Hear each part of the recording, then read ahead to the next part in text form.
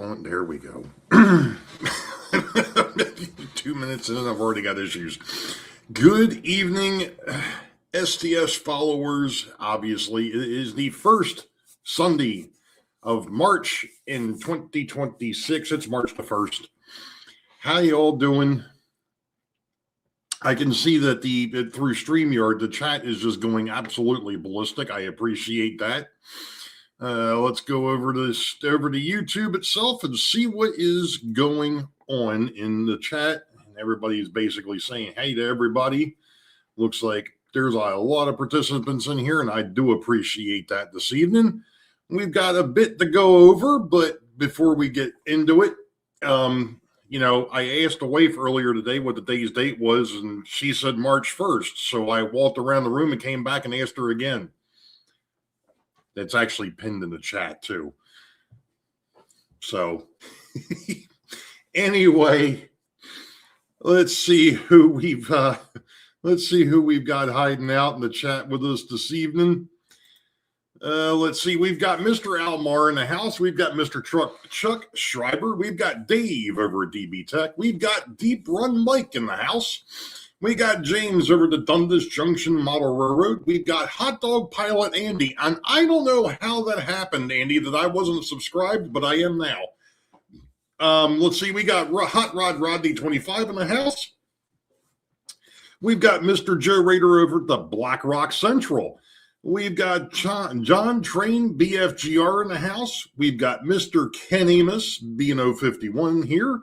We got Mr. Kyle Stevens. We've got Greg over at the Midsummer Railway End Scale. We've got Opa Dodge over at the Model Train Outsider. We've got Tammy and Ray down there at the Mom and Son Train Rail Fans, and I like the new logo. That really looks cool. We've got Bob over at PK&W Model Works. We've got Rusty down there at the Possum Bayou. We've got Rail Enthusiast. I do believe it is Delmar, a rail fan. And then we've got me, although, as you all know, I doubt that I'm actually here. We've got Mr. Santa Fe Bob in the house. We've got John number 2 over at the Schuylkill River Valley. And then we've got Mr. Tom Garassi in the house. Welcome in, everybody. Hopefully I caught everybody and nobody snuck in while I was sitting here rattling away. Well, somebody else did just pop in. Ron Moen's in the house. Welcome in, Ron. Let's see. All right, let me get back over here to the chat. And hey, Mr. Dwight Curley is here. Welcome in, sir. Let's see who else is.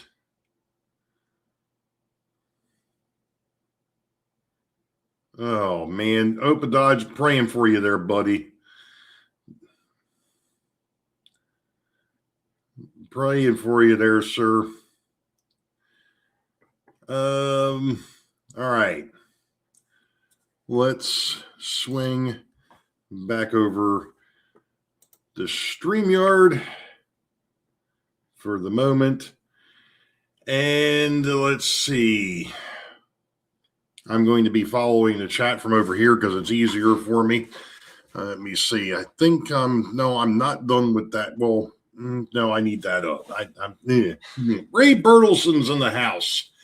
Welcome in. All right.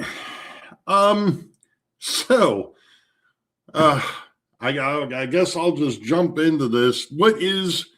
What's going on? Well, you know that over the past past couple of months, I have been putting in an awful lot of work on the second deck to try and get that interurban line running as best it can. The wild part of it is the fact that I actually ran into an issue while I was filming last night that required immediate attention. I don't know how, but when I was apparently soldering the rails,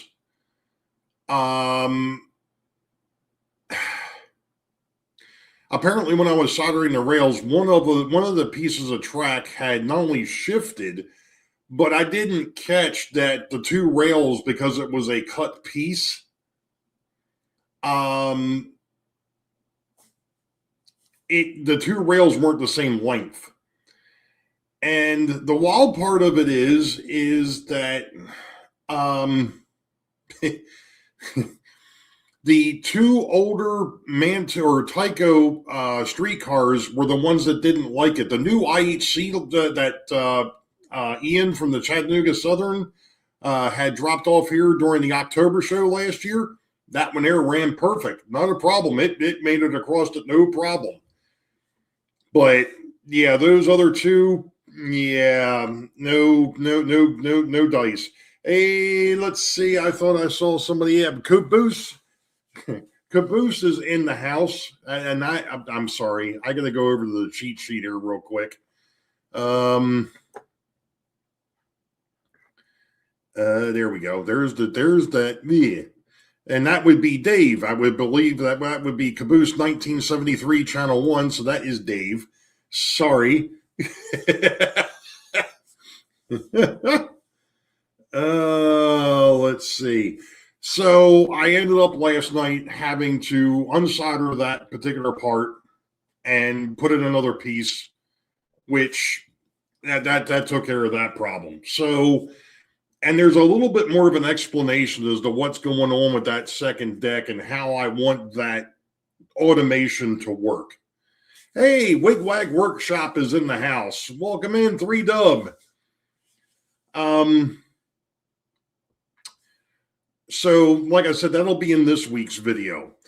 So that's basically pretty much it. Now, do I go ahead and bring up the pictures of what the heck changed in Beauville, or should I wait, or should I just keep everybody waiting? I've had thoughts about this all day as to whether I wanted to spill the beans on what changed over there, or if I wanted to just, you know what, I'm going to drag it out a little bit longer. We're only 4 minutes in. We're going to drag it out a little longer. So, but I at least got that piece taken care of. So all the wiring, at least as far as the track goes, is done for that second deck. And now the next portion will be that automation. So, you know, I don't know when I'm going to get to that. You know, but I at least have an idea as to what I want to do. It's just going to be the execution of that idea. So, you know, we'll see what happens with that. Like I said, that to me is a lower priority than getting the scenery done.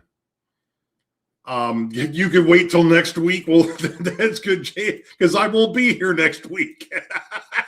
Well, I won't be on Sidetrack Sunday next week. Any rate, so, you know, I want to get the scenery moving. I definitely have talked about this time and time again, that I want to get more of the scenery knocked out. I want to get more of it done. I'm still debating as to what I really want to do with that cutout now that I've got over at Union Station. Yeah, get the damn scene done. I know. That damn dam has been a bane of my existence. Give him hell, Joe. Hey, wait, John. Whose side are you on? Hey, John Benacki's in the house. Welcome in, sir. Jeez. Oh. Any rate, so, you know, yes, the damn scene is one of the top priorities. Sheesh.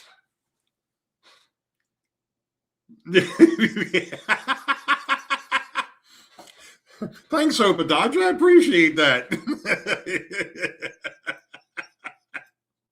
What are friends for? Yeah, friends like these, I certainly don't need enemies, that's for sure. Oh, man. Let's see, JDS. Who is? I'm not sure. I'm familiar with that channel. I wonder if that could be one of my newer subs. I know I've got a bunch of them. Anyway, so that's really where we're at. Over here right now, like I said, I finally got things wired up on that second deck. I'm happy with the track up there. Everything's running the way it's supposed to up there now. So, Jason, I'm sorry. Good. Yeah, that's okay, Jason. It's all right. It's all right. It's been one of those days. It's been one of those years. Anyway, it's been a bit. So yeah, that's all well and good. That's done. So the next thing is going to be, like I said, the scenery, and I'm going to start that this week, see how far I get with that, and going from there. Now, one of the exactly, you betcha, Jason, it definitely does. I can't remember what the heck I had for dinner, and that was an hour and a half ago.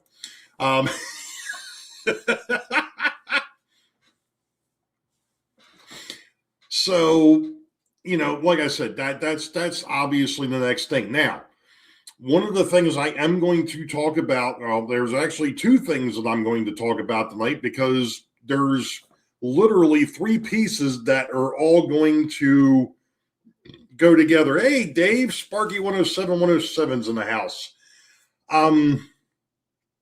There's three pieces that are now very critical to the next step. And that is, now that I've got a roundhouse that I have to build, but I've got the roundhouse and I've reconfigured Beauville Yard. And I also this week got parts to go ahead and put together the warehouse finally. To which right before dinner, I went ahead and printed out some other windows, which I think are going to work out a lot better than what I found on the net. The ones I found were much too large, so I actually shrunk them by 80%. Or not shrunk them by 80%, shrunk them by 20%, took them down to 80. And I think they're going to work out well.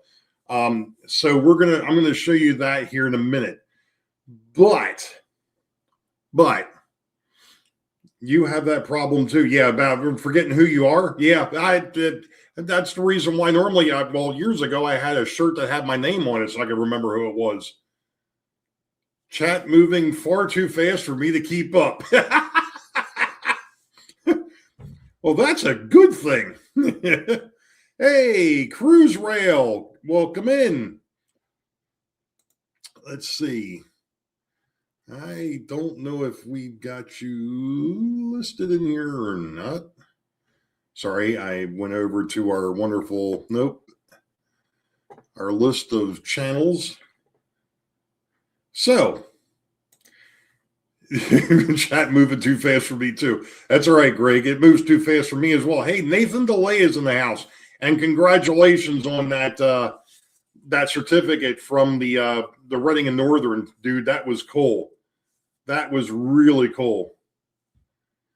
Any rate, so there are, hey, Ian over at the Chattanooga Southern. Welcome in, sir.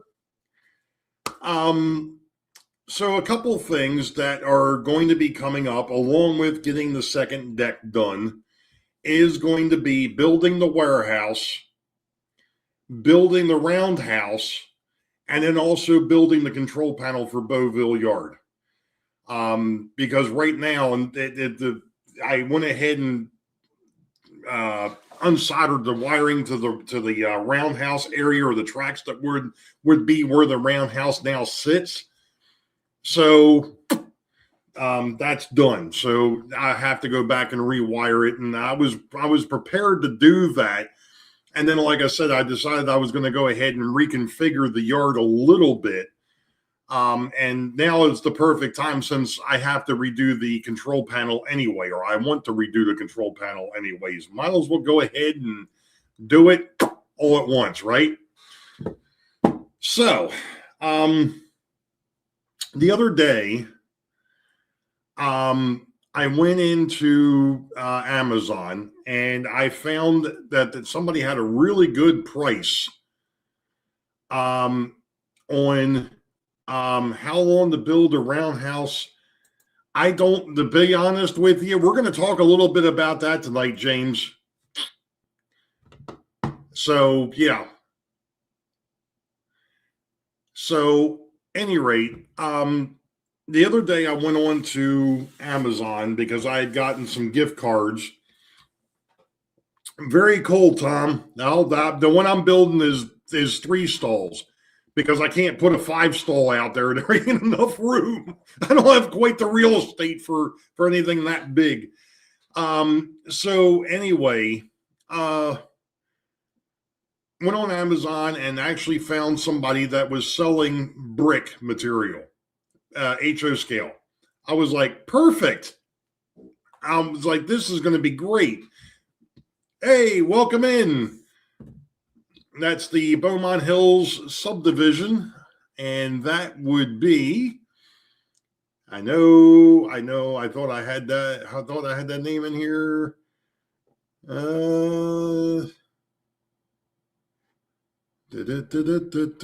And I would be mistaken. Anyway, JP. There we go. All good. See that? I just need a little bit of help. I need a lot of help but we won't go there. So I found some brick material and I was like, oh, this is great. I was looking at it and it was like, they were saying it was like 17 inches by 20 or what. I'm like, oh, that's perfect. It's 17 inches long and 9 inches high. I only have to buy 2 packages of it and I'll be able to cover pretty much that whole warehouse. Yeah, well, I get the stuff.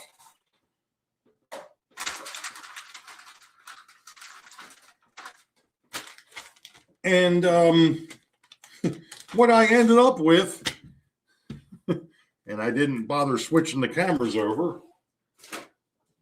Sorry. Let me go ahead and swing this.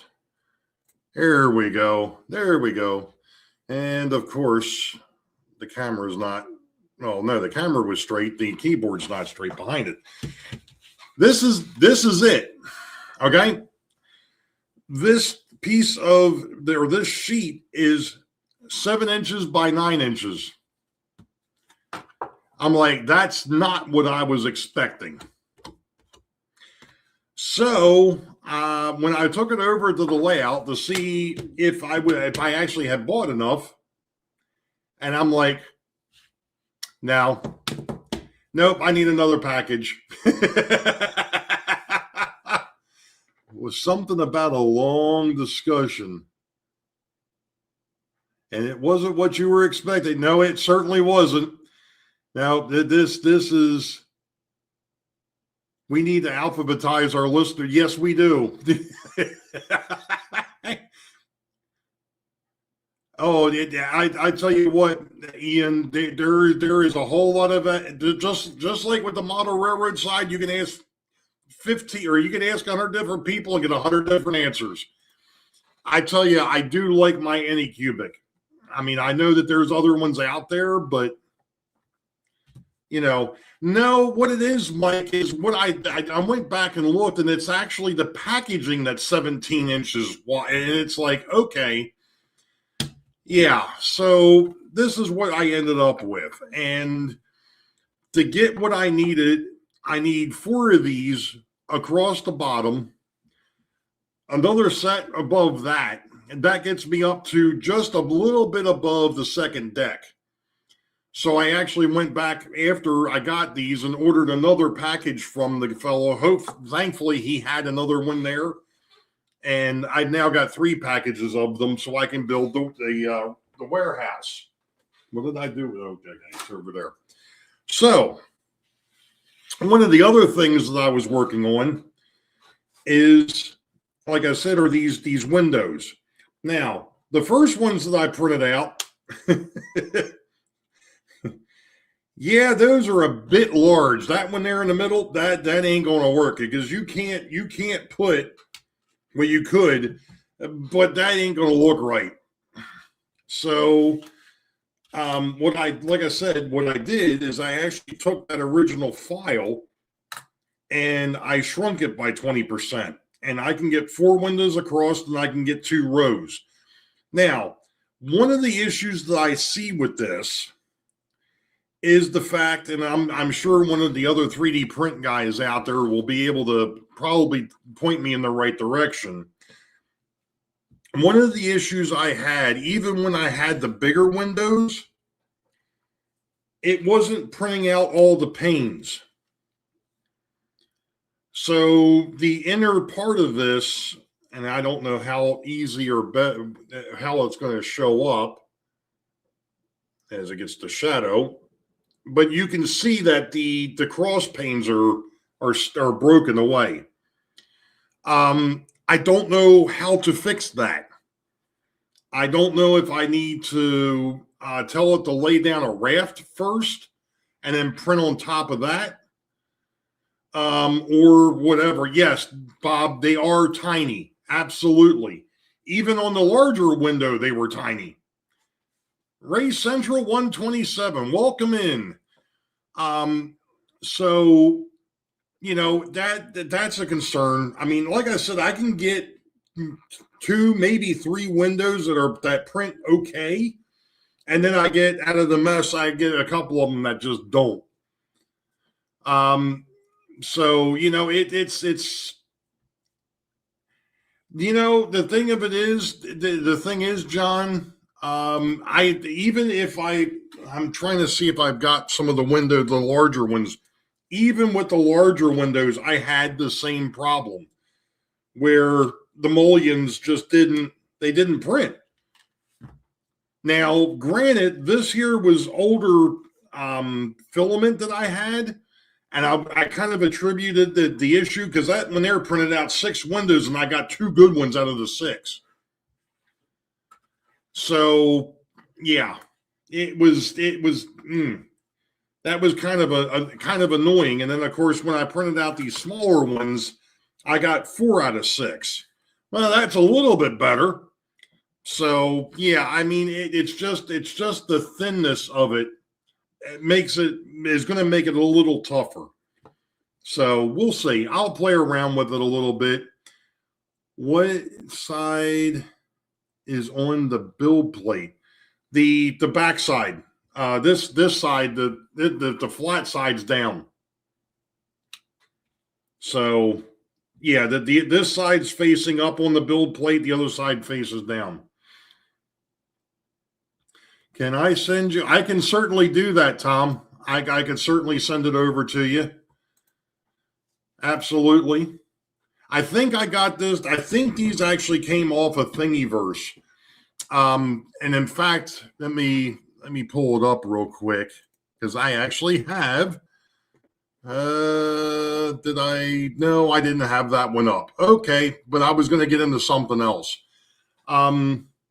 So, you know, that's pretty much that. So I know I'm going to need to print out a lot of these. I am going to need to print out quite a few because each one of these, I think it's, like I said, I think it's 4 plates will get me from the one edge over to the other side. So you're going to need 8 windows. Or actually it's 4 windows. No, it is 8. I'm sorry. It's 8 windows across because the lower side of this, and I was talking to Mr. Joe Rader earlier today because I finally got around to dropping off stuff to him that came from Amherst that belonged to him. This level, I don't think I'm going to be able to put the windows on.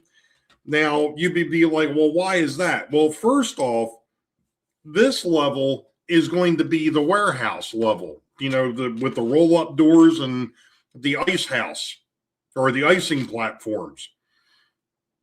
So there probably won't be any windows in this particular section. The windows will be in the other section. So what is your infill in the print? I'd have to go back and take a look, Dave, to be honest. Yeah, this. Well, it was a big structure when I mocked it up. Willow Creek, Brad, welcome in. Why don't you 3D print the brick walls? Okay, great. Do you have a prototype photo? Yeah, actually, give me just a second. Let me go over here and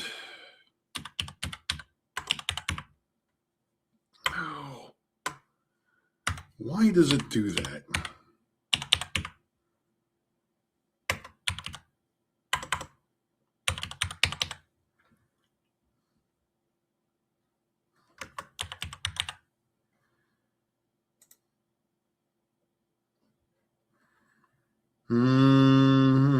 I'm trying to see if I can find,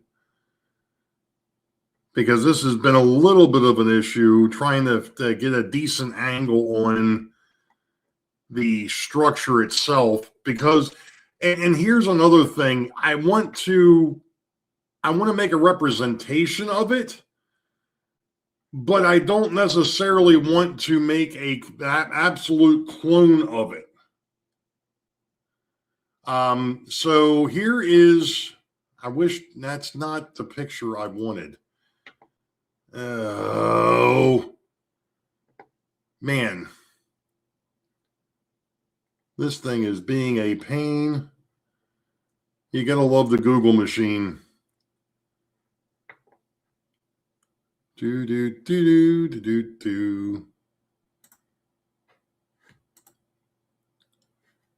Why is it they've all got to be? There we go. There we go. There's a decent photo of it. Let me get back over here to StreamYard a second. Nope, not that font. There we go. I was already there. Let's see here. I'm going to bring that out and move it over there. And then I'm going to go over here to do a screen share. Sorry, folks. This one here was a bit of a... There we go. All right. Hopefully you can see that. So that is the upper floors of Camden Yards. Is this a test of the 3D content from the... No, it's not. This is all me, Mike. It just so happened that that's how it kind of fell in place. It's just the way it fell in place, because I was messing around with this, and since I wanted to talk about the state of the B&N and where I'm sitting, yeah, I 3D modeled those windows for you. Okay. All right, I have to go back and take another look at it, John. I'm not sure if it was yours or if these were yours or the ones that I found on the net. I got a feeling, I don't know. I don't remember. Yeah, I don't remember which ones I had pulled. So, but yeah, I mean, that's what it is. You know, that's what I'm looking at. So I'm going to stop the screen share for a moment, and I'm going to get rid of that. Because another part to this, like I said, is this bottom floor is going to be the warehouse. Okay. And I'm like, well, I need to find doors. Roll-up doors. So what do I find last night? Yeah, I found this. And what is interesting with this is, I'm going to scroll through here a minute because, whoop, I did it again. There we go. These doors actually do roll up. The fellow that designed this is actually the same fellow that designed the roundhouse that I'm printing. So it's like, yeah, this is going to be really, really nice. So, and he shows you that he rolls them up on a pencil. a 3D print that you can fold. I found that, and he talks about that on here too, is that you can roll the thing up. I'm like, wow, okay. So I'm really interested to see how well that prints, and that's the doors themselves or the frames for the doors. So you can print them out in pairs and fours or singles. What I think I'm going to do is I'm actually going to print these out in singles, and then I'm going to lay this brickwork over top of it. So we'll see.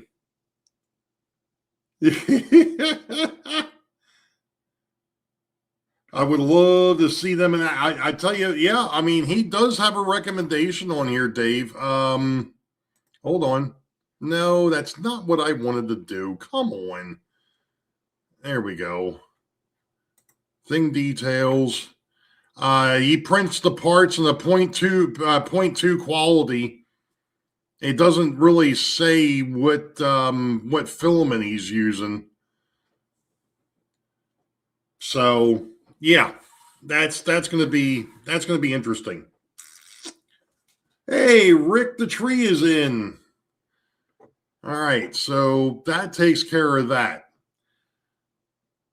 Ray to roll filament, you would need either a PETG or TPU. Okay, well, I guess then the PLA that I'm using isn't going to work. All right, perfect. That's fine. That's fine. So while we're on the topic of the 3D print stuff, and then I'm going to go ahead and I'm going to show you what this roundhouse looked like. This thing, and if you want to take a look at it, I'll paste the link in here. Yeah, I was going to say, I know how hard PLA is because of the fact that I had to cut it. So anyway, this is the roundhouse that I went ahead and 3D printed, where I've got the parts from. I'm going to get the warehouse out of the way because we're done with that. So, and this thing is, the detail on this thing is, I haven't printed out the roofs yet, but I've printed out the base, obviously, the trusses, the sides, the side walls, and the back walls. All of that is done. This thing is a beaut. I mean, it really, really is unique. I am waiting on some brass rod to come in so I can actually put the doors. I've got to work on the doors. I'll kind of show that here in a little bit. But I mean, this thing is nuts. Of course, and I was telling Joe Rader about this earlier. The one thing that they don't do on here is they don't tell you how to put it together. Steve 87 PSAP, welcome in. So it's like, you've got all the parts now, Ray. Now you have to put it together. What really got me, and the reason why I wanted to show you all this, is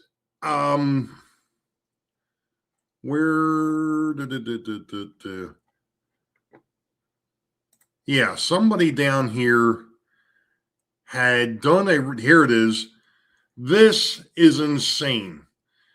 This fella actually talked to the designer, and he actually had him build, once I get there, extensions to the back of that, which I mean, I was looking at that going, you've got to be kidding me. So because of the fellow he's got a 120-foot turntable and not the 90-foot, and he wanted to be able to store a couple of larger locomotives. So I mean, this thing is just ridiculous.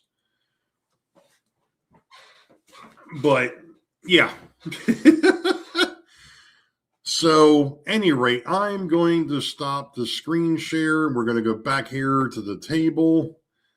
And I want to, no, not that.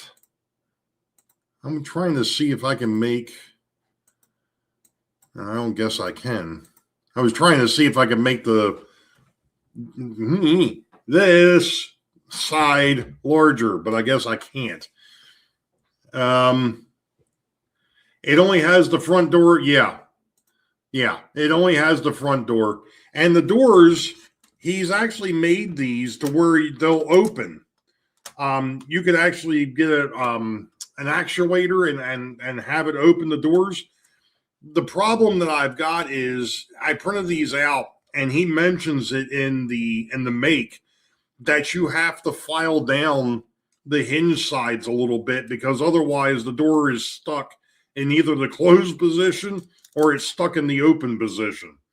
So that's one of the things I will have to work on and get that cleaned up a little bit. So want me to send the file, or want to send me the file and I can write up some instructions for it? No, that's okay, Steve. That's okay. I think I can figure this one out.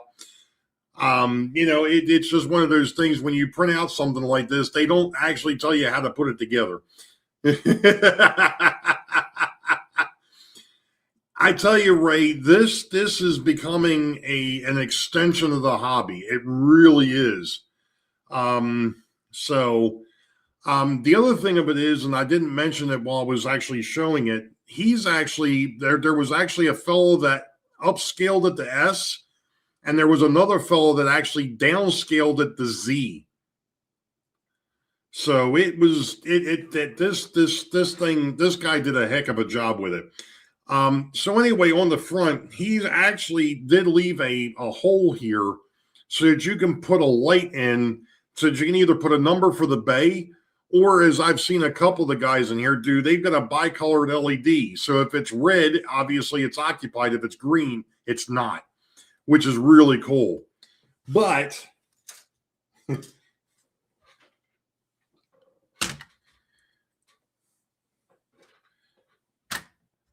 that's one sidewall, and it doesn't even fit on the screen. I wonder if I could zoom that out a little bit. Let me see if I can actually zoom that out a little bit. Probably not, but we'll give it a shot. Let's see. There we go. Hey, look at that. So that's the sidewalls, and there is brick detail in this. I'm not sure if it's actually showing up, but there is brick detail in that, which is absolutely insane to me. I have not printed out the windows or the window panes for this thing yet. I was really looking at just trying to get the walls and all, because I think, yeah, that's how this goes. This obviously goes on the back side, but this is the end piece for the end wall for the truss. And I think I just figured out how this is supposed to sit. Look at that. Okay. Nice. That's pretty freaking even. All right. Well, because I was looking at this the other day going, how in the heck are you supposed to line that up? Well, I just did. Big. Oh, anyway. So, yeah, I mean, you've got the side truss that goes on the walls, and then you've got the main trusses, and it's, like I said, this thing is just a beast. It is going to be a project. And, of course, before I do anything, I have to get it into the paint booth and get it painted. So that'll be a future piece to this.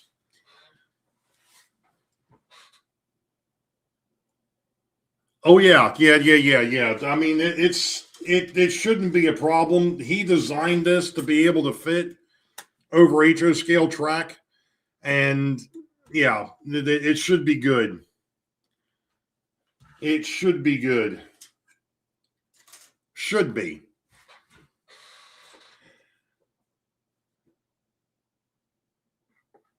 The roundhouse is going to get painted because it's brick. It's going to get painted red. Or I say red, but it may actually end up getting painted the same color as the the dam sides in that linen color, which is the same color that's on Union Station. Yeah, I can post it again. The link to that roundhouse.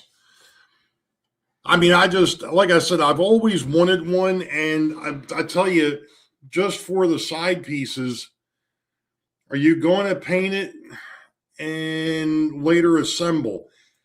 I obviously want to paint it first. I'm going to go back over to the single cam here because I'm done sharing and all. Actually, I'm not done sharing, but the next piece, I don't need to do that. I do plan on doing the full paint inside, outside, before I do the assembly. And then doing the assembly. Hey, Karen. Then doing the assembly, because obviously this thing is going to be way too much of a problem to try and paint after it's together. I don't have the base over here. The base is still over at the layout. You may want to put braces across those butt joints with some plastic. Well, to be honest, Steve, the way that this actually goes, this actually it glues to the wall. So this is the wall truss. He's actually got, now this one here, I can see where you're saying would be a problem. This is one of the actual center trusses. And this one here, yeah, definitely in this area here, I'm probably going to want to strengthen that with something and not just rely on the glue. I noticed too, when I was messing around with this the other day, it needs to be, obviously it's going to need to be sanded a little bit to make it work, or to make it line up a little bit better. So yeah. The turntable is the real source of the issues in my... Yeah, the turntable has been a problem. Thankfully, knock on wood, I think I've got that pretty much taken care of. If it's the one I've seen Ray paint, you to wait.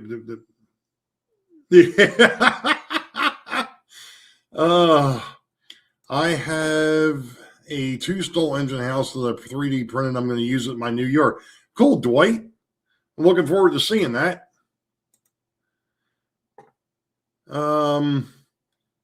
Let's see. What was this? I know Rusty, but I won't mean propping the switching company. That was okay.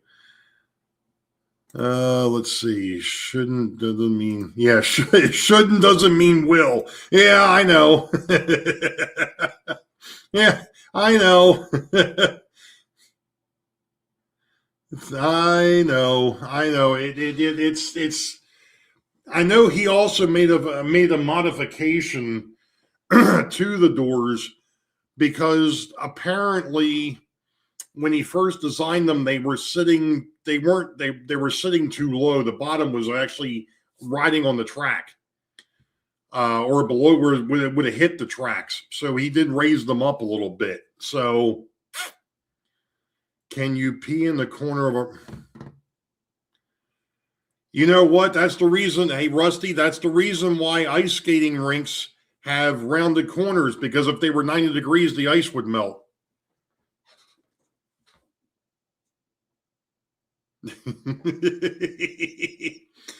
Let's see. So what else have we got going on in here in chat? Absolutely, Nathan. Absolutely.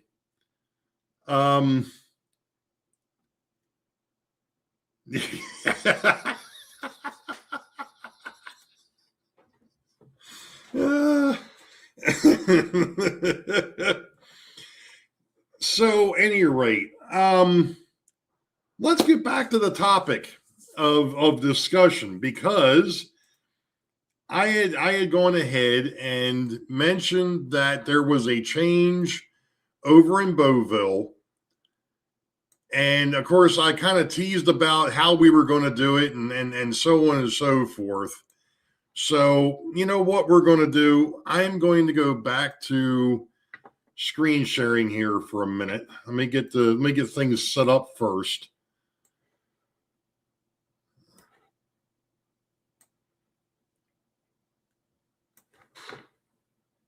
Because I think it makes a big difference. So I'm going to go ahead and minimize that one, but we're going to do a screen share here, and we're going to go back over and do that and do a share. Okay.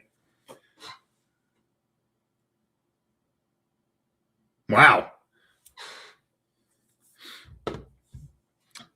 Whoa. Happy birthday early. You know, my daughter is the same age.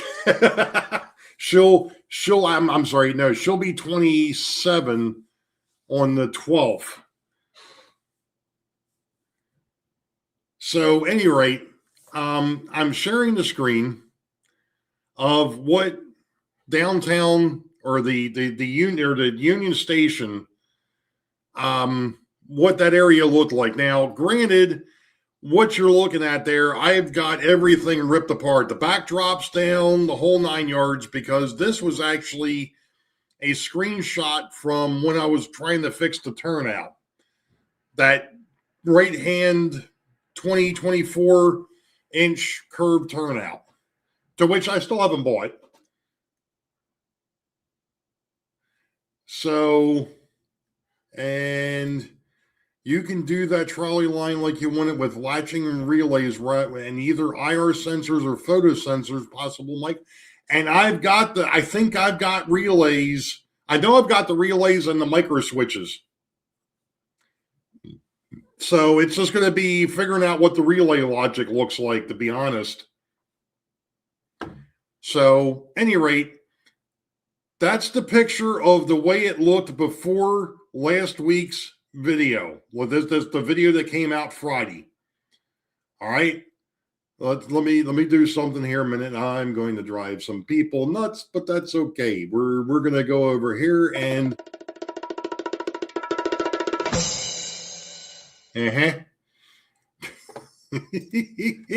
So what changed? Yeah. All right. Now, can anybody tell me, besides the fact that the backdrop is back up, what changed in the passenger terminal?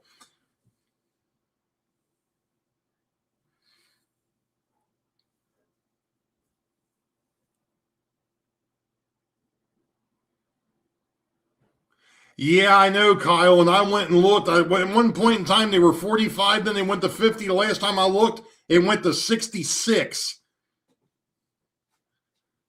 It's like, holy cow.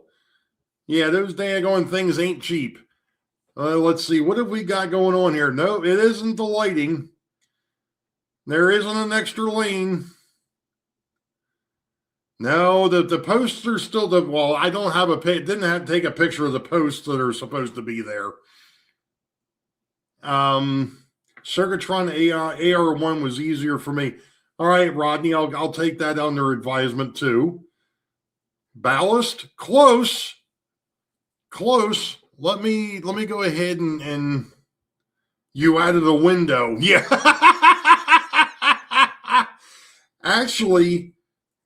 Actually, what was done in here is, and it's not really showing up as well as I'd like it to.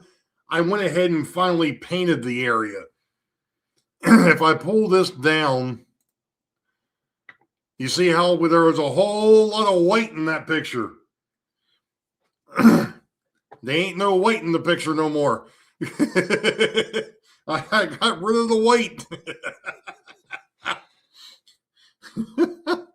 So what I actually ended up doing down here is the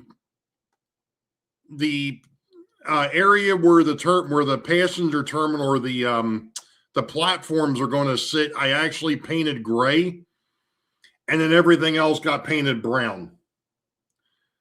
So, that was long overdue.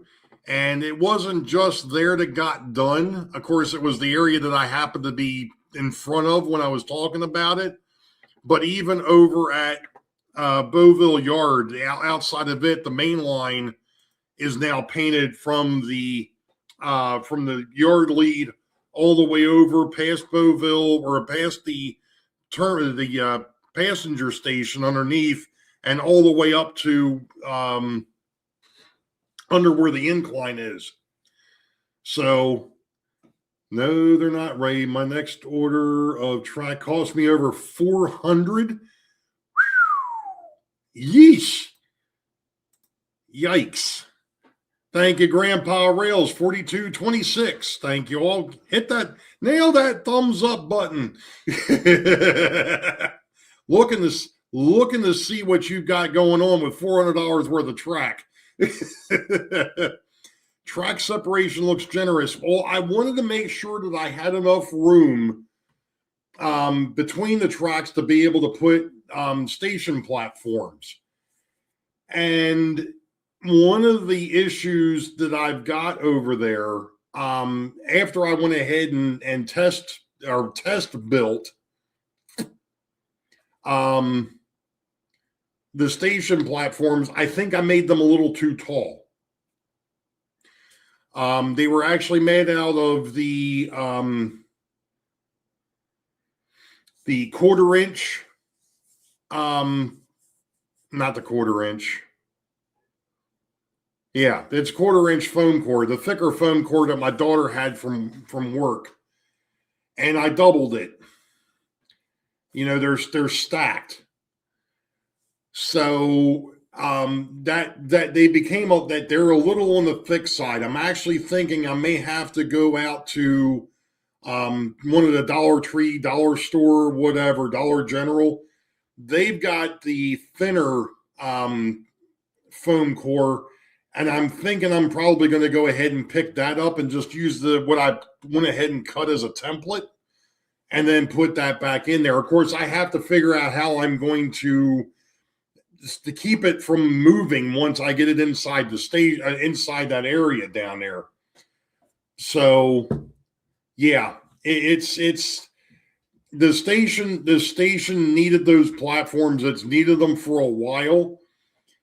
Since I had everything ripped apart over there, including the dowels that I had put down the front, I figured that was as good a time as any to go ahead and paint that area.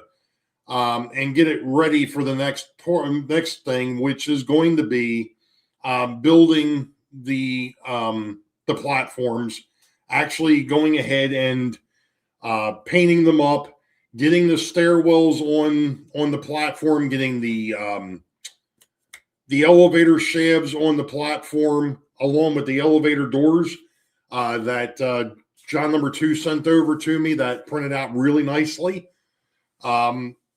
I do have those, so I've got work to do on that. But I really want to take care of what can be seen first.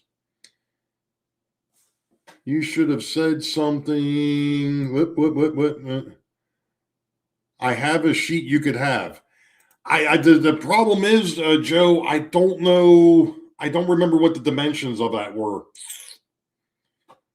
So I always feel guilty when I fail race before and after quizzes. Ray, did you add more wood as a background structure for the sky? No, that's been there. That has been there. I just haven't painted it yet. It's one of the things that's on the to-do list for this year is to finish getting the blue done on the backdrop over here and over at downtown. The thing is downtown's going to be a little bit more interesting, unlike as you can see over my left shoulder over here. That was all hand painted. That's all trees and hills. Downtown or uptown and downtown, I need cityscapes. And I really haven't found anything that I like yet. So, and I know when I go to start looking for them, backdrop stuff like that is not cheap. So, I use 9-inch tracks, solder 4 together, and put joiners on one end. Not quite sure what you were referring to, but okay. So that is basically, I think that basically covers everything I wanted to cover tonight. Holy moly. And we've still got some time. Woohoo! Oh, man. I love it. I love it. Oh, making his own flex track. Okay. Yeah, well, if you could see the boxes of track that I've got sitting over here, I could go ahead and make an awful lot of that. Go to the.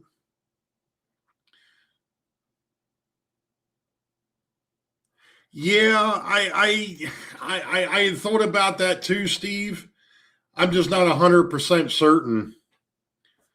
Let's see. What is this? 1 radius turnout, 5 number 5s, 5 number 6s, and 2 boxes of flex track. Whew. Yeah. I got all night, right? Well, yeah, I know some of us do, James, because they're retired. I have to work tomorrow, unfortunately. Tell me about it there, Bob. Did you take notes of what you're going to talk about? Nope. Nope. Yeah, the next train show is and Joe put it down here. It's the 11th and 12th of April. I do plan on going to that one. I know I missed the one that was in February because it was the weekend after Amherst, and yeah, that wasn't going to fly. Change your wife will tell you something different. Oh boy. Timonium, yes. Yep. Timonium the next Timonium show is April 11th and 12th. So yeah. I am, to be honest with you, Kyle, I think I've got a mix, to be perfectly honest. I think most of my track is probably 83 with I think the bridge, and there's a couple other places where I put in flex track, mainly the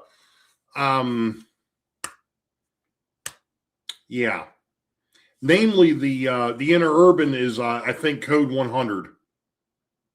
So let's see. Ray had a list tonight, which is more preparation than usual. It doesn't need a stinking net. Oh man. Let's see. Did you show us? You're going to show us, or did you forget? It was way past 4 minutes. Yeah. Next and only train show. Wait a minute. Next only train show is next Sunday. Coming live too. It'll be awkward. X Club will be there for the first time. We done that spread on friendly. Oh boy. Planning on the October show, Joe Rader, have a spare room ready. You're probably gonna have to share that with little Tammy there, Sparky. Who I actually got to meet little Tammy today. Oh my gosh, she's a little trip.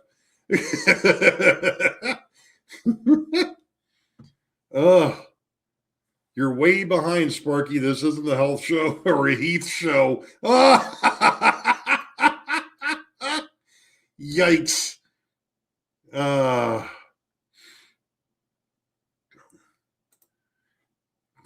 Walters, okay. All right. Yeah, I figured I'd probably have to go direct there, Kyle. And I think that's the way I'm going to have to go.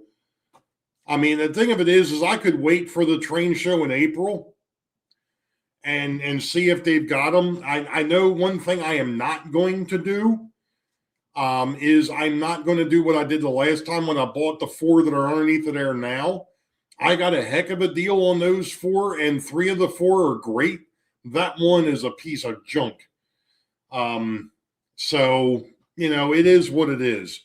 I think I paid for the 4 of them. I think I paid like $25 used, and they're all Shinohara, which is the reason why I wanted to replace that bad one with another Shinohara. And then, of course, I find out that Shinohara isn't in business anymore, that Walthers went ahead and bought the molds. It's like, well, great, they're buying everything. 2024 is too small a radius. Well, it might be too small a radius, James, but when you've got the area that I've got for the passenger terminal, there ain't a whole heck of a lot of room over there. Shinohara is the manufacturer of the turnouts. It's actually spelled, I believe that was how it was spelled. Passenger cars don't like 24 inch. Mine do. I've got no problem, but I'm also running the shorter passenger cars too, James. I'm not running the 89 footers. These here are I think they're like 45 or 50 foot. So I don't have a problem with that tighter radius. I mean, if I was running the cars that I run on the main line, then it would be different. I've got the longer cars because the Wabash, the Seaboard, the Southern.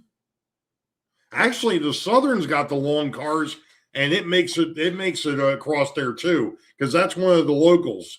It'll actually park up underneath the Beauville, no problem on that 2024. So, yeah, Shinola with shoe pile. Boy, they're coming from all directions tonight. They're coming from every direction. Oh, boy. That was great. Right on time there, Bob. Nice job. Shinola with shoe polish. Well, if you want to go back to George Carlin, but I'm not going to say that on here. He didn't know poop from Shinola. Always wondered how the Shinola people felt about that.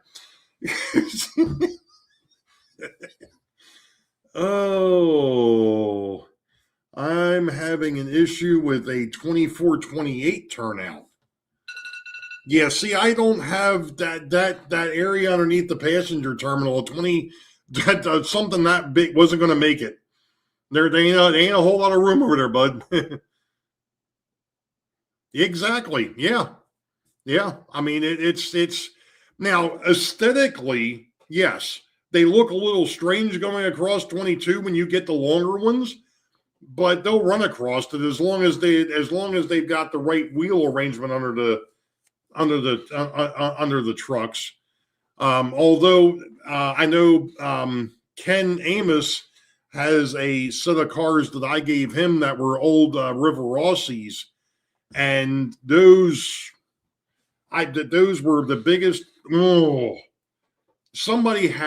bought those off of eBay, and they were great when they were decent when I had my 13-foot by 11-foot layout. But when I built this sucker, they did not like this layout at all. It was just.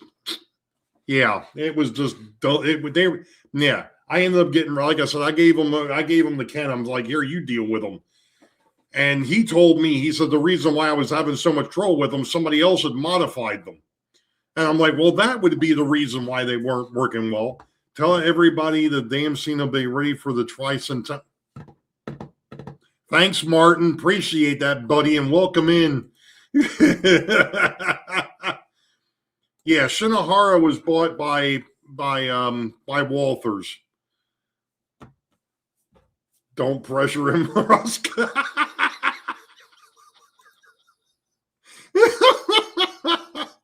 Jeez. You know what, JD? Really?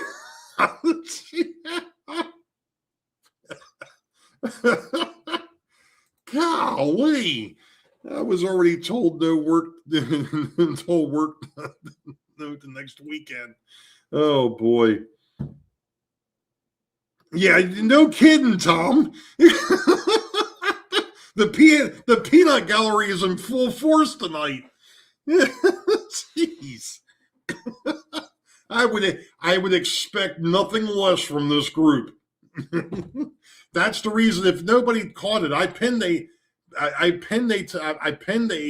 comment to the top. I don't know if anybody looked at it or not, but at any rate, JD, he has 50 years. Jeez. Whew. After the bridge build, I think Ray is his face with a damn too far. Yeah, uh-huh. Oh boy.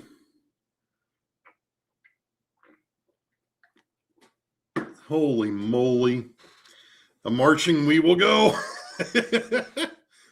Well, you know why everybody is tired on April 1st? It's because they got through a 31-day march. Things are backing up on Ray. I did sure not. Damn. Karen, do something with Al, would you? Jeez. Wait, maybe they are Rapido. Okay. Jeez.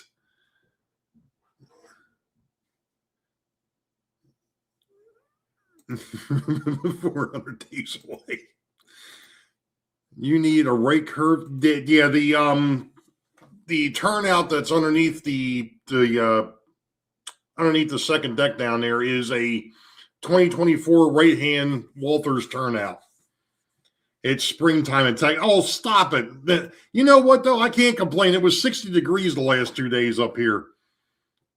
Let's see. Is the layout up and running after all that new track work? It actually is. Although I haven't run a train on the main lines yet. Operative word. After the issue that I found on the second deck last night, I kind of fixed it, made sure everything was working, and then I was like, that's it. I'm done. I'm going to bed. Oh, let's see. If Ray's jokes are any indication, looks like this March is going to be coming in. Oh, boom. Wait a second. I found a new toy in here. Hold on. Or we could even do with this.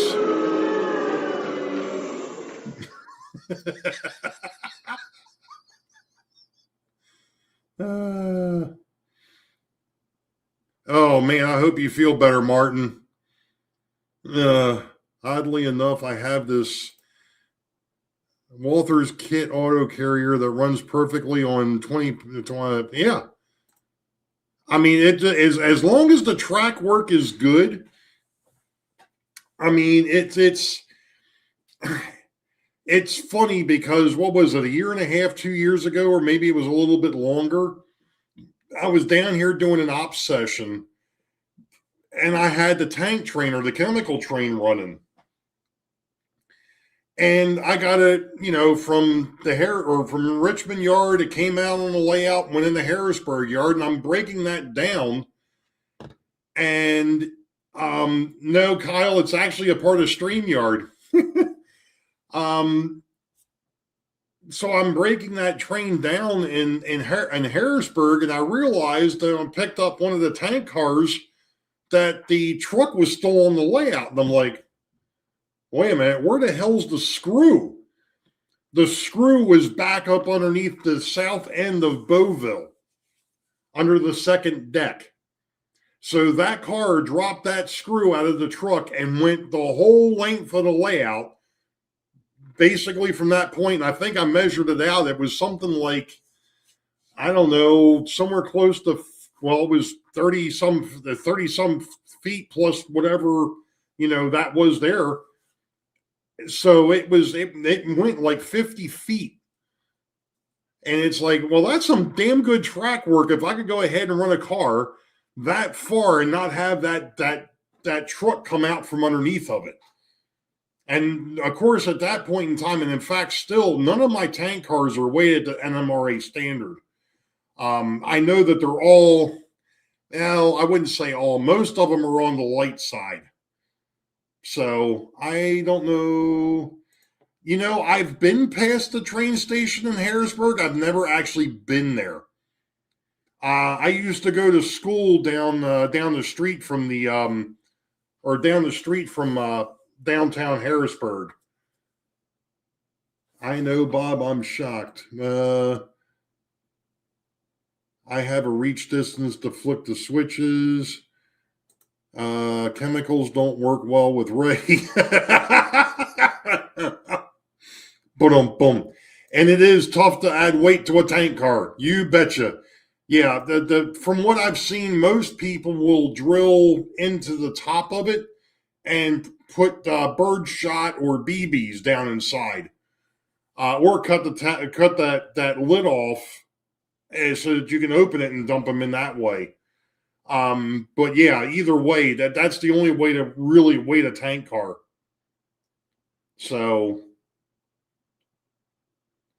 that school probably has more than one room now.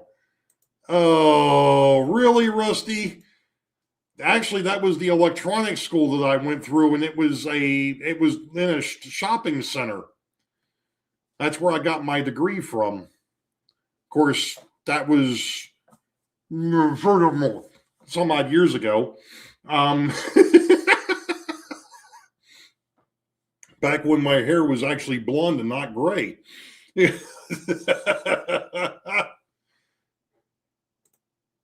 No, it's not, Bob. Take the top off and look. Yeah, never mind. Now we're talking about taking the tops off of stuff.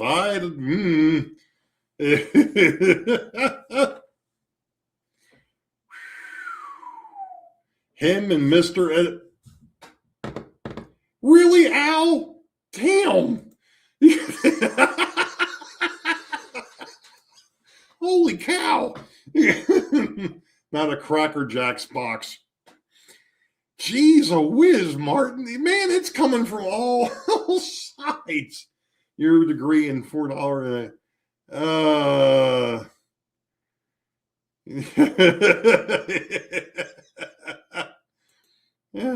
How do you take the top off of a modern tank car? Like I said, I've seen people just cut the tops of them off, put the buckshot inside, and then glue the top back on. I don't know how else you do it. I mean, I don't run anything modern, so I wouldn't know. That explains why Ray and I are so crazy. We're both blondes.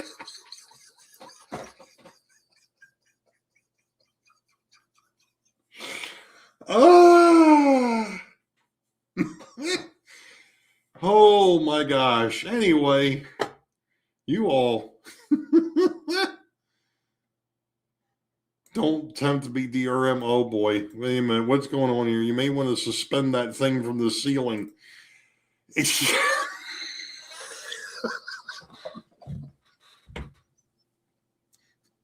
I'm sorry. My mind just went. I'm a bowler. My mind just ended up in the gutter.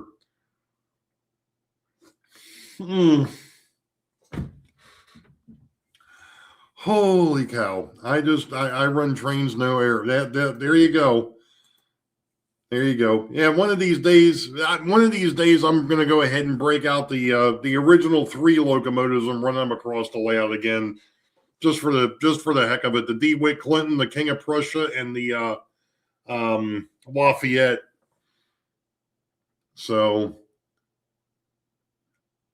I run the weights that come with the cars. Yeah, I hear you, Rodney. I had done that for a while and decided I was going to go ahead and start trying to weigh them up, but yeah, it just became that's going to be another topic for some other time. But you have in mind, what's that like? Yeah, true. I've got two brain cells that bump into each other every once in a while, and that's where some of those really odd ideas come from. Anyway, funny James Moses with lots of. Oh, jeez. Mine got tanked.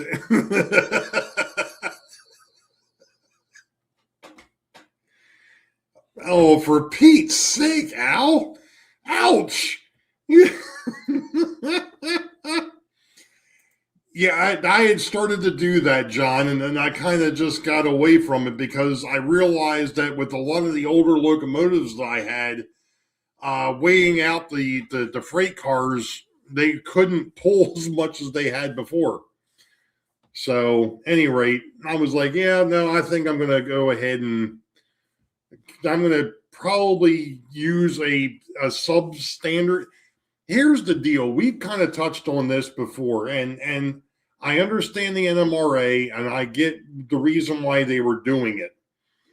And if you are taking your equipment, whether it be the locomotives, passenger cars, or other rolling stock, and you want to, a long, long time ago,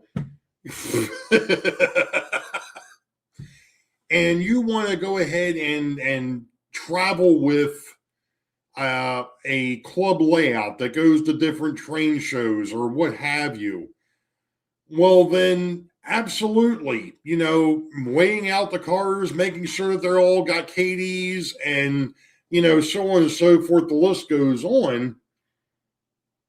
That's great. The stuff that I've got back here on the B&N is probably never going to leave the basement. It's never going to leave this railroad. I have no gumption at the moment of going ahead and getting with a club to run a layout because I've got this. I don't need to go someplace and run a layout. I'd love to be able to go over and talk to Joe sometime and be able to go ahead and mess around on his layout. And I'm sure he would more than likely love to come over here and mess around on this. I know Jack wants to come over here, which is the reason why I've been trying to get some of this stuff done. Speaking of tank tops, where's oh, geez, and crackers. Jeez. But yeah, I mean, it's yeah. I mean, you can get close enough, which I've kind of done. I started backing off a little bit, and that way some of the older equipment could still pull a longer train because I'm still I want the trains to be between 10 to 15 cars or pieces of rolling stock. And if you start, with some of the older AHM and Lifelike and Bach, you start putting a whole lot of weight behind them darn things, you're going to end up burning something out. Granted, yes, I could go out and get, so on and so forth. We're not going to go down that rabbit hole.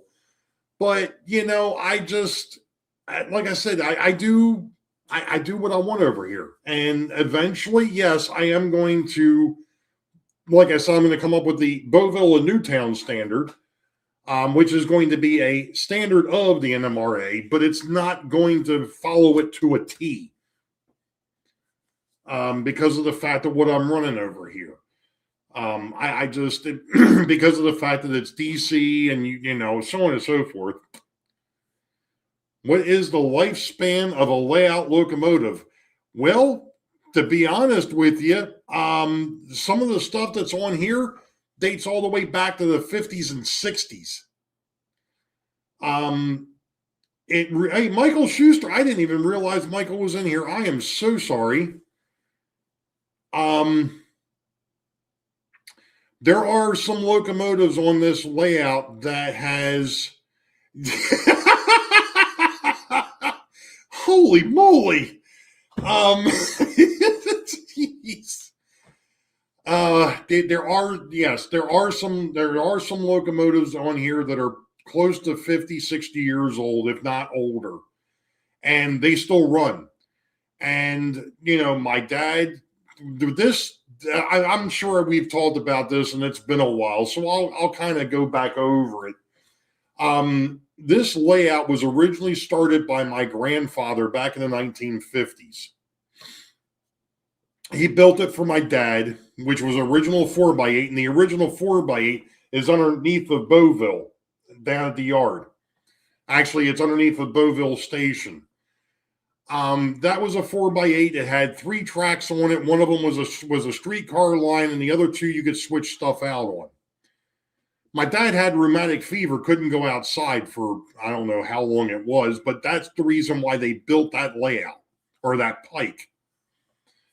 I was born in 1970. My dad decided that Christmas that he was going to build a 4x6 because they didn't have room for a 4x8. He built a 4-foot by 6-foot layout to put underneath the Christmas tree.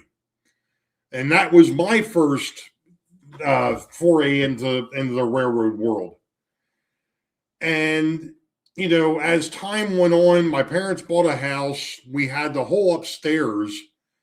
And we used to put this layout, or his layout would come up in October, November, and we would take it down in March.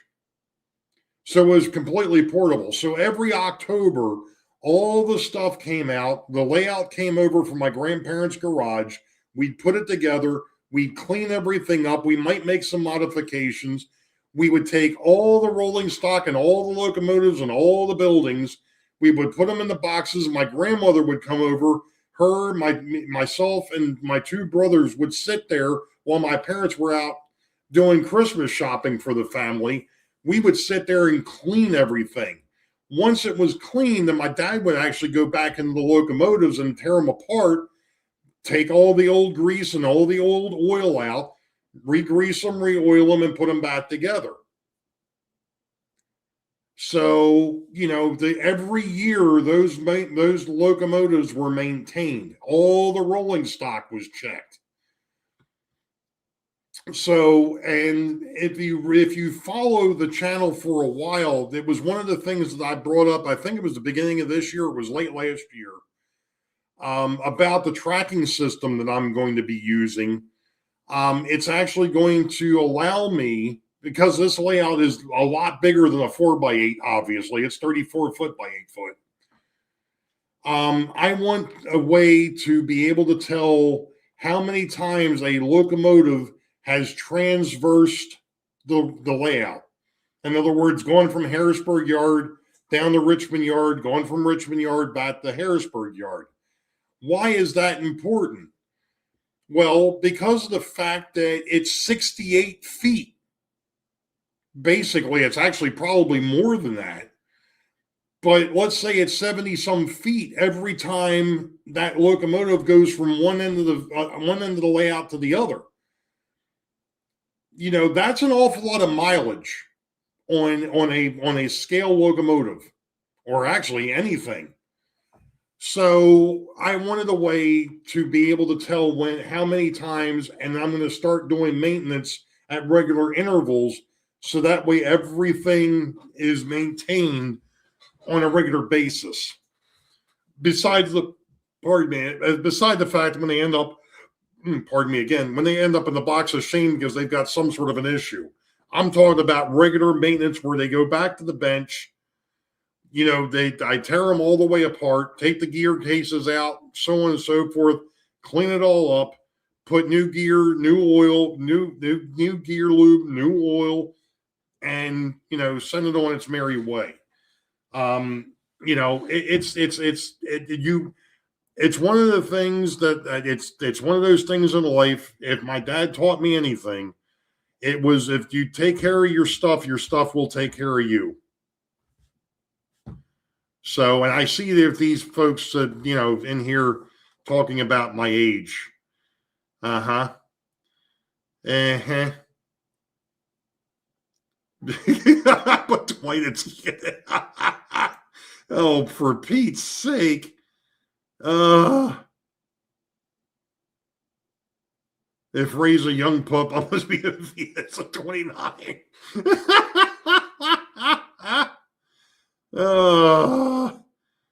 Oh, brother. James is saying he graduated in 1971. Oh, boy.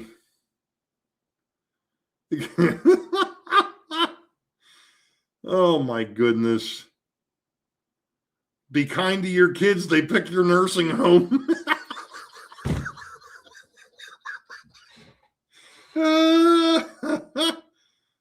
I'm a year older than you, JB. I graduated in 77. Well, you know what, Grandpa Rails? You're 11 years older than me because I graduated in 88. Stop talking about this whole farce.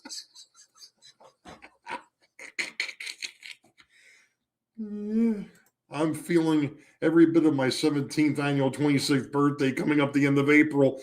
Yeah, well, it's like I've told people. I said, I'm still 21. I said, I've just got 35 years of experience. You know, it's it. I was born in 85. Wait a minute. I got married in 83. Still. I got married in 98.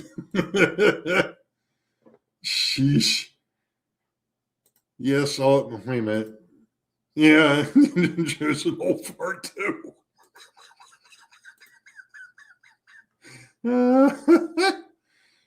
Oh, his son, John's son, was born in 86. And my daughter was born in 99. You know, you're only as old as you feel. And of course, I feel like I'm 90, but that's beside the point. How did we get on this age thing all of a sudden? I don't understand. Oh my goodness. Hey, I did want to bring up one more little tidbit, because of the fact that, as you all know, towards the end of last year, I had started messing around with how I put my videos up and how they're set up and so on and so forth, listening to some folks. And one of the things that hit, well, the week before last, that video, for whatever reason, that one there did insanely well. I think I had, by the end of it all, I had 3.3 thousand views, which I was like, what? I mean, I don't know. I've got videos out there that I still haven't seen that many views. I was like, well, damn. This week's video, the one that just came out Friday, is already up to 2.2K. And it had, what the heck was it? Hold on a second, because of course I closed that window because I wanted to drop some resources off the computer while I was messing around here. I'm sorry, not views. I'm sorry. It wasn't the views. It was the reach. There was one 2 weeks ago that had 3.3 thousand impressions. This one this week in 48 hours has got 2.2 thousand, and 137 views. I don't think I've ever had a video get 137 views in 48 hours. That's insane. I don't know what I did different on this particular one, but okay. So whatever I've been messing around with is doing something. The other thing that was interesting is that fact that this particular video that just came out Friday morning, there are 20% of the people that watched it aren't subscribed to it, which is like 10 to 15% higher than what I normally see. So for whatever reason, I'm not sure if the YouTube algorithm is doing something or if I just hit on something. But everybody was excited to see you get some work done. Boy, Dave. Wow. I thought it was getting warmer. Right? Really, Rodney? Bum-bumps. Ray, you have 738 subs. You should exactly. And it's been a fight, to be perfectly honest with you. It's been a fight. I mean, I've just become. Yeah, I know I did. Thanks, Dave. I just started noticing some things, and when I started seeing, like I said in that video, these YouTube gurus talking about you should try this, try that, do this, do that. And I'm like, you know what? Okay, I'll humor it and see what happens. And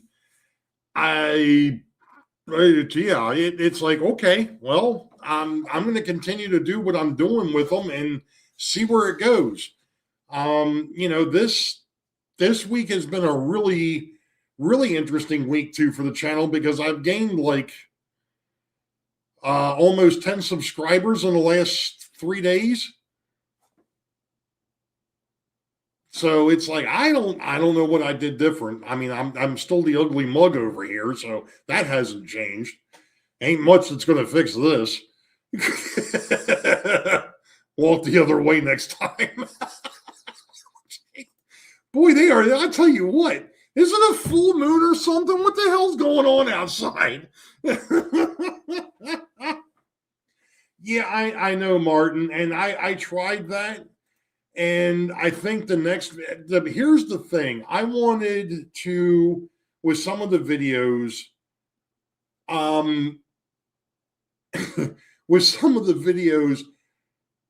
when I've got trains running, I won't mind doing a short for that. My thing is I have a hard time looking at a 30-minute video and trying to pull out a 30-second section out of that to put up a short. And it's like, yeah, no, I just can't do it. Now that you mention it, we're talking about the moon now. Okay.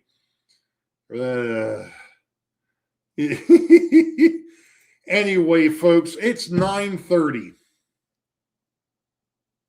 Let's see here. Kyle Stevens, ever since I came back and started making update videos, I've gained like 50 subs, finally reached 500. Congratulations.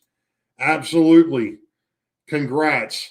I do know that Dawn from Quest Rails over in England, she put up a video Thursday or Friday, I think it was, about getting people to go ahead, kind of the same thing that Sparky had done for years. Putting your channel out there, saying who you are and what your channel's about, type of thing. I did do that, but I don't think that that's had too much bearing on it. I could be wrong. Yeah, I know there is, Tom. I just, I enjoy YouTube because I put up the videos, and I'm hoping that I can help somebody out down the road. In some cases that don't do what this idiot did. But it's pretty much, I just enjoy it. I don't want YouTube to become another hobby on top of the hobby that I've already got. And when you sit there and start, like I said, I mean, the video editing, and then you start breaking things down, and then you start throwing up the shorts, and then you start doing it, and it's like, yeah. No, it's just, the model railroading is the hobby. I do the YouTube for fun. I would like to, and I mentioned this when I did that video back in December, early January, whatever it was. I would like to see something come out of YouTube. It's not a necessity, but I would like to see something, because it is even now just doing the little bit that I do to get it from the camera, or do the recordings, get it from the camera, get it on the computer, do the editing, which is minimal, and then do the uploads. I'm probably spending 4 or 5 hours a week. And it's just, yeah. it'd be nice to get a couple pennies out of it, I guess. At the end of the day. But, it is what it is. And that hobby is 3D printing. Thanks, Bob. Take it easy, Dave. We'll see you, man. Hope everybody's doing all right up there, sir. So anyway, I'm going to go ahead and I'm going to call it a night myself. Like I said, I do have to go to work tomorrow. I got to do that nasty 4-letter word for most of us. But just a heads up that Dave over at DB Tech makes his return to the rotation next week. He's got Sidetrack Sunday next week, and then of course Bob will be the week after. Then we've got Rick over at the Foltz Bailey, and then I'm going to be the caboose for the month. I'm going to be bringing up the end of the train on the 29th. So, like I said, you all are going to get me twice this month. Ain't you privileged? Aren't you all happy about that one? So, yep. Dave's already putting together a plan. Plans? We don't need no stinking plans. So, any rate, you all know the deal. Wait for the high ball. Green tracks ahead. We'll catch you all next time. Be safe. God bless. We'll see ya.